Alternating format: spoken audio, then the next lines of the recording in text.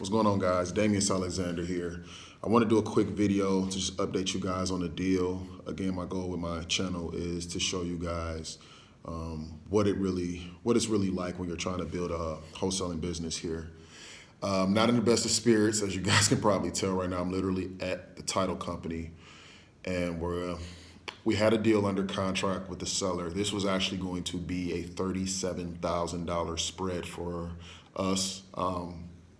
We actually sold it to a buyer, and they're going to make money on it as well. So what happened here, guys, just to give you an update, is the seller, once we put the closing statements out, or the settlement statements, and if you're just starting, the settlement statements, just pretty much the numbers that the title company sends out to the seller side of the deal and numbers they send out to the buyer side, just showing what everyone is paying, what money is going where. So they send out the statements prior to the day of closing or prior to the time of closing, just so everyone can kind of see everything before they actually get to the closing table with questions. So this particular deal, guys, with this spread that we have here, the owner had some substantial amount of debt. They stated they didn't have much but some taxes. There was a substantial amount of debt up to the point where the homeowner would actually have to come to closing with $700, give or take.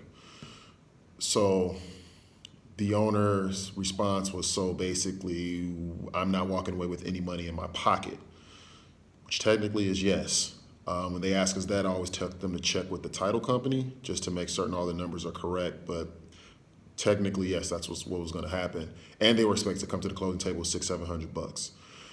Here's the thing. What you can do as a wholesaler, if this happens and that extra amount is not that much, in the back of your mind, you don't want to let a deal fall through for $600-700, especially when there's a $37,000 spread in the middle of it. So obviously, if we have to cover that, we will cover that as a company. Now, we're not promoting that. We're not selling that to the homeowner. We're just trying to talk to them to just see what can they do to get the deal done.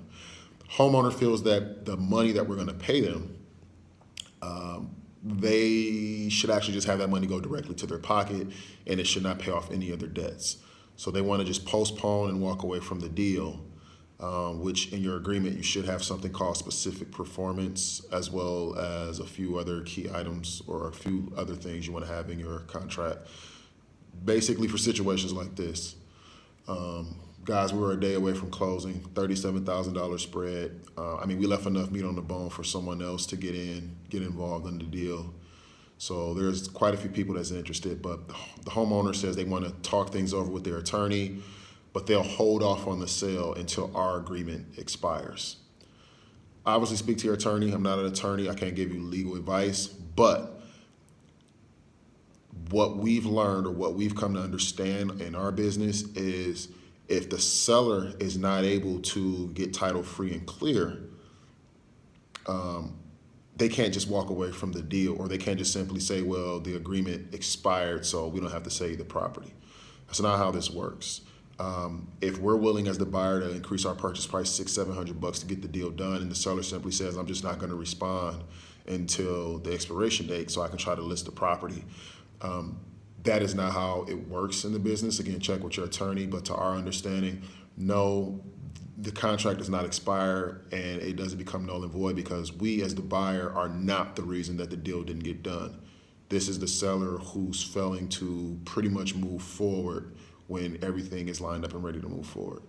So we're gonna have to have our attorneys get involved. Hopefully our attorney can speak to the homeowner's attorney.